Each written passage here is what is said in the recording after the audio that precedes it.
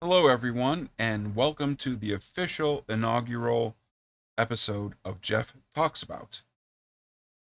I'm trying something new with I'm not going to call it a podcast, video, podcast, recording, YouTube channel, whatever. I just want to be able to just get some of my thoughts out. And I finally had a really good idea for the first official episode. I've done some reviews of like Ant-Man, talked about some other things, but I want to mark this as the first official. So, again, welcome to Jeff Talks About. Little overview of what I want to do for this channel is I'm going to have some organized notes here, got some props and everything, and I've got what I want to talk about. But basically, what do I want to talk about?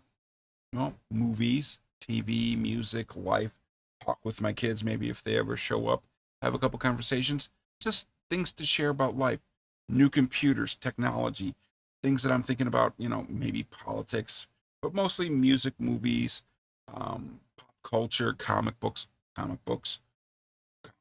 movies, comic book. You get it. Music, again, you get it. Making a joke with that. So, but I finally again had a great idea for something that's bringing me a lot of joy for my first idea as the first official episode, and that is, I'll just jump right into it. Star Trek: Strange New Worlds. It's a streaming TV show on Paramount Plus. I actually bought the first season. Now it's out on Blu-ray, DVD. This isn't a promotion for them, but it's so good. Even though I can stream it, I bought it. I'm in the middle of watching season 2 right now, and it has just blown me away. So I wanted to share my excitement for this show with you, and I think it's a great start. So just to jump into it, if you know me at all, I am I don't want to call it total pop culture geek, but I've loved science fiction and comic books and movies and stuff as long as I can remember. And I grew up with, as a young kid, watching the old 1960s Star Trek on reruns, like Saturday morning. Whenever it was on, I would try and, I would watch it like, oh, cool. But I never sat down and watched every single episode. I own them all now and probably will do a sit down. But, growing up, that was it. Then a little history then is I think it was like in 87. They came out with, and then I had all the movies and even, like the Next Generation movies. I loved all the movies and everything. But then they came out with Star Trek The Next Generation.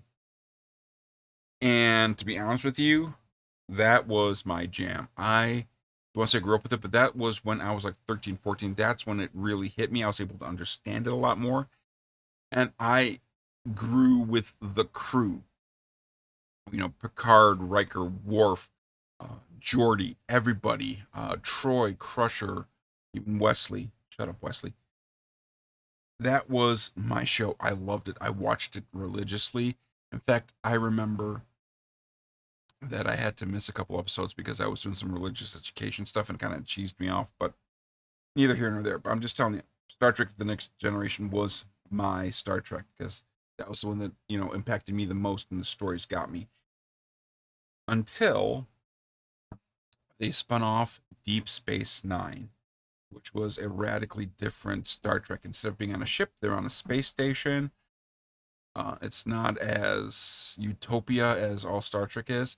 They had a totally cool, different captain or commander. In fact, if you look behind me, where you see Thor's hammer, in between Thor's hammer and Batman, there's uh, one of those 12-inch figures, action figures. It's Captain Benjamin Sisko. And Star Trek Deep Space Nine, that it just hit me different. It was gritty, realistic. It had more in depth to the stories. Not saying that Next Generation is bad. In fact, I loved the chemistry of the actors and the cast. It was more about how well they got along than the episodes. They had some great episodes, and I can go over those in detail when Jeff talks about more. But needless to say, Deep Space Nine hit me. In fact, it was while I was in college that I was watching it, and even just after college, a friend of mine from college and I, back when you could do this, actually sent an unsolicited Deep Space Nine episode script out to Paramount. Back in like the 90s or so, you could do that. They'd never use it, and if they picked it up, great, we'd get a couple bucks in our name in the credits, which was all I was really looking for. but we had a lot of fun writing it. That's how much Deep Space Nine hit me. We're going to talk in other episodes about my all-time favorite science fiction show. In fact, my all-time favorite show ever, Babylon 5. But we're going to wait for that because that is going to be, whoa, quite an episode. So after Deep Space Nine came out, there was Voyager, which was pretty cool. And then there was Enterprise after that, which was a prequel going back to like the experimental birth of the Federation. You know, like before Kirk, before Spock, before anybody. It was like this was the first ship to have the name Enterprise. Those were good. They were always good. Everybody had clunker episodes, but they never felt to me like Star Trek. I mean, Voyager seemed a little. It never seemed to gel for me. It always seemed a little stiff. It had great episodes, don't get me wrong, and it had made some great characters and some great episodes, but it never gelled as much as I felt the other ones didn't. And Enterprise was carried a lot by the actors. It was good, but I think they leaned too much in on a certain storyline or whatever. There was a lot of good there, but after that, Enterprise, there was like a lull in Star Trek, which is fine. I mean, I can understand why it didn't perform as well, but I've always been a fan of Star Trek. Star Wars over Star Trek most of my life, but now maybe they're evened up because of what's coming next. So after the Next Generation movies, there was like, which by the way, I love these. Star Trek First Contact is probably one of the best movies in the Star Trek franchise, right up next to Wrath of Khan. It just fits. So I just want to say, buy your media, folks, because you never know when streaming companies are going to kill an episode or kill a series. Sorry, editorial. But getting back into what I want to talk about was after a lull, all the streaming services started to pop up, and Paramount decided they wanted to do a streaming service only version of Star Trek called Star Trek Discovery. It was after Enterprise, but it was still before Kirk and everything. It was like a completely different crew, completely different premise about what Star Trek is. You wouldn't have your Kirks, your Spocks, you wouldn't have any characters that we know. It's like completely. The only tie they had was that the lead character is the foster sister, adopted sister of Spock. I'm going to let that sit. It's an Earthling. Her name is Michael Burnham. And she was raised on Vulcan as like the foster or adopted sister of Spock. Surprise. I'm not going to get into it, but the point is, Paramount decided they wanted to do it online. I said, you know what? I'm not going to spend another like $9 a month, $100 a year, just for one show. It's not worth it to me. I'll catch it on rent it or something or whatever. But I never got into Discovery. Totally fine, totally okay. I lived it. I thought it fine. But then they went ahead and they did a second one called Star Trek Picard. Now, as I was talking about a lot earlier, I loved Star Trek The Next Generation. And what Picard was, it was a Picard driven show, Captain Picard, just aged up, like true to life. This isn't like a retcon or anything. They just wanted to do an old Picard and some adventures on him. Had a couple cameos from the crew. Loved it. The first season had Data come back and give a good ending to Data, and I loved the first season or two. And I'll get into the third season later because it was only a 3-season show, but it got me on Paramount Plus, worth every penny. So I decided also, to get my money, I would watch Star Trek Discovery. And to give a little Star Trek context, starting with Next Generation, Deep Space Nine, Voyager, Enterprise, all of their first seasons were a little rocky. Season 2 of Star Trek Next Generation was about 20 episodes, and that's all I'm going to say. It wasn't the best. But season 3 was when they started to kick in. So you got to give them a little slack. Discovery, I really didn't feel a bond with anything. It just. They seemed. Star Trek has always had social relevance. They were always trying to talk about society in general, trends and things. But this one just seemed a little ham handed at it. And they also did something with the Klingons. It, we'll never speak of it again. We'll just leave it at that. It also took me a little while to warm up to the crew. There are certain characters that I like. There's Saru is great. I like Stamets, the engineer, like his boyfriend or husband, the doctor. I can't remember his name, but please don't ask for my, geek cred card if I don't remember all the names offhand. I'm not fully writing scripts and I'm not going to do research. This is just off the top of my. When I need it, I'll get it. But right now, whatever. But the crew I started to warm up to, and then in season 2 of Discovery, because I was kind of binging it. They brought in the Enterprise because the Discovery show was about the ship Discovery, but they brought in the Enterprise, not James Kirk's, not Captain Kirk's Enterprise, Captain Pike's Enterprise, which is going to lead into this soon. But for those of you who don't know, before Kirk was in command of the Enterprise, there was a Captain Pike, Christopher Pike. He's mentioned once or twice in the original series. There's a 2-part, I think it's called The Menagerie. Again, I'm not going to know all the names. But he was in an episode where he was a disfigured Captain Pike. He was the captain of the Enterprise, and Spock was willing to put his career and life on the line to help Pike during that episode. Now, they also had some flashback scenes during that episode, which was from the original Star Trek pilot that never went anywhere, with Captain Pike as the captain, Spock as an officer, but and it was Leonard Nimoy, but the characterization was totally different. Really, nothing carried over from that unaired pilot to the second pilot, which was a rare thing that they did, which came with Kirk and everybody that we know. So Pike has some history in Star Trek. If you have seen the J.J. Abrams, the Chris Pine, Captain Kirk, once with Zachary Quinto as Spock, and anyways, the Doctor and like Zoe Saldana as the one who plays Gamora Shizuhara. There was a Captain Christopher Pike in there, so you'll know him a little bit. He's always been like one of those ancillary characters. But they brought him into Discovery to be in a couple of episodes with young Spock, like a younger Spock that we don't know. And it was great. I mean, you didn't know what the character was, but the actor they hired to play him, Anson Mount, it's just incredible. He's got this presence about him that I'll get to a little bit later that just makes him likable but respectable, and he's kind of like that boss that you have that you would that you respect, but you get along with your friends and you respect and you don't want to let them down. They endear that trust in you. Sound like your favorite teacher. That's kind of what he is, and I'll get into that more.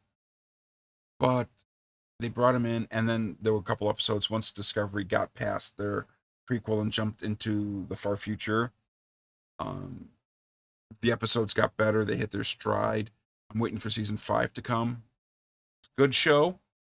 Not my Star Trek. Not gonna rank it up there, but it's a good show. I will watch it. It's great. In the current generation of Star Trek, there was also Star Trek, Star Trek Prodigy, which is a computer animated, youth oriented Star Trek show that it's not my thing. It's good. It's well done, and if you like it, great. But it's not my thing. I watch it, and I'm like, I'm enjoying it, but it's not aimed for me. And then there's also Star Trek Lower Decks, which I'm going to just say this and leave it for a little bit. It is a animated Star Trek comedy based on not the command of like the flagship or the best ship in the fleet. It is of a mediocre ship with a decent crew, but they're not getting all the glamour. It's run by a good captain, but it's about the antics and the adventures of like the ensigns and the lieutenants, the people who do the grunt work you don't see, hence Lower Decks. It is really showrunner directed, acted by fans of Star Trek. And this one, You'll enjoy it if you don't know about Star Trek, but if you're not steeped in Star Trek lore, um, I've said this before. It's about a lot of things, but it's basically a love letter to the Star Trek fans. You have to know the jokes in order to really get it. You have to know Star Trek history in order to get it because it's basically by fans for fans, but it's great. And I'm going to bring around to that a little bit later as well because they just did something cool with Strange New Worlds. But that's like the modern Star Trek. Off of that spin-off Discovery, and they brought Pike in, they actually spun off, again, I'll hold this again, Strange New Worlds. I'll just like bring it right up here if you can, so you can see it, Strange New Worlds. So good, I bought it. I don't have to stream it. If it ever goes away off streaming, I still own it. Uh, it is one of those shows that is fun. It is a sense of wonder. It is lighthearted, but it's adventurous. It's not overarching. It's got, some, background stories that are going through episodes, but each is a standalone style. Comedy, horror, straight up sci-fi. Each is a standalone episode, and the level that the Next Generation cast and crew got together, that you can sense the camaraderie, the warmth. It's This crew has got it like in the first season. Maybe just the writing is so good or the actors are so good. I'm just floored by how enjoyable and fun is. I look forward to this show. One of my favorite shows growing up, to jump back a little bit again, it was Night Court. Harry Stone, uh, played by, was it Harry Anderson, John Larroquette as Dan Fielding. Just the whole show. It was about Night Court, crazy New York Night Court, but just the characters and everything, and the flow and the family and just the rhythm and the camaraderie felt great. It's kind of like NCIS, like mid, once they hit their stride about like season 3 to like season 10. But it was just a rhythm and a path, and you loved it. They did a remake of Night Court, and it's good, but it's not the same for me, and I wasn't expecting it to be, but I'm not feeling the same vibe. Some things feel forced, whatever. It just doesn't seem like the same. But this Star Trek Strange New Worlds, they are taking a different tack than any other Star Trek show I've ever seen. Every other Star Trek show, they've had some fun, they've had some humor, they've had some moments. But this one just leans into the lightheartedness without going overboard and still having drama, still having empathy, still having, the uh, the weight of a drama and in serious situations, but it's not bogged down. It's like one of the episodes that I just watched. They said it's like you're in the golden age, and this is the golden age of it. They're actually enjoying it, and that's what I love about it. They're enjoying it, so I'm enjoying watching it. It's just great. Now you don't have to know anything about Star Trek for this. If you do, it's great. I mean, like you'll see Pike, you don't know him, but you'll see a young Spock and a young Uhura, like Ensign Uhura and Lieutenant Spock. They're the younger. They're like before anything. They're still growing into the characters we know, so it gives us a fresh spin. The cast just blends together so well. It just it's fun, and that's what I love about it. In fact, if you'd ever told me that in several episodes that Spock would be the comic relief, I'll let that sink in. Spock, you know anything about Star Trek? Spock, the comic relief. Yeah, it works. It totally works. Um, so there's that. The series, I don't know if it's the season finale or not, but one of the last episodes of this is a flashback on how things could have gone differently. You even get a different actor for Kirk because it's an alternate world and whatever, but it works. They respect the tradition. They respect everything that came before it, but they're putting like a light, fresh spin on it. That's not can't be. It's not throwaway, but it's not bogged down in anything, and that's what I love about it. It's just like they're taking what it should be and reimagining it. It's kind of like when Star Wars came out with the new movies and they did the new trilogies and all that. And it's like it felt like Star Wars, but not. But then Mandalorian came out. And it's like it's everything you needed it to be and nothing you expected it to be, but it felt like Star Wars. This feels like what Star Trek should be. Well acted, well written. Cast and crew have a chemistry that's just amazing. And I love it. So yeah, it's just the best. It really is. Um, on the bottom here it says, best Star Trek show in decades. They're right. And there's something I want to say about it that's a little bit different. And everybody says, like I mentioned probably earlier, who's your captain? Picard, uh, Kirk, Janeway. I've always used to say, where is it? I can never remember. Cisco. Love DS9. DS9 is my Star Trek. This is giving it a run for the money though, and so is Captain Pike, just because of the way they are. What is it? It's the way they're portraying him. If Kirk is always like, I'm Kirk, and he's there. Picard is always very formal. Every captain in Star Trek has been very formal, very, I don't want to say rigorous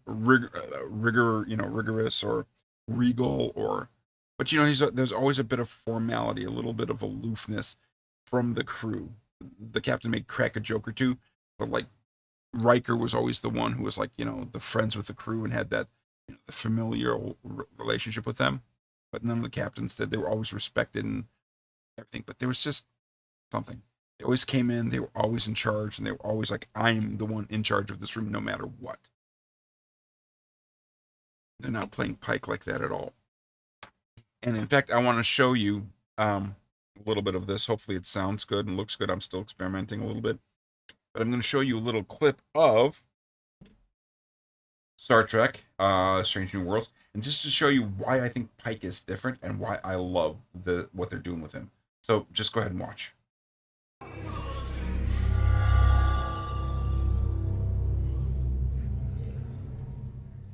Hi. Sorry to interrupt. I'm Christopher Pike. My world is called Earth. And though it's far from here, my people and yours are very much alike. Now, Picard, Kirk, Janeway, anybody else, would be like, hi, they would be more forceful. Pike just comes in and is like, hi. The way Anson Mount, the actor, just portrays his character, and he's got comedic chops too. When I say there are certain charades, you gotta watch season 2 and just watch for the episode where they are playing charades with Vulcans. Yes, charades with Vulcans. You will not regret this. If you love Star Trek, you will love Strange New Worlds.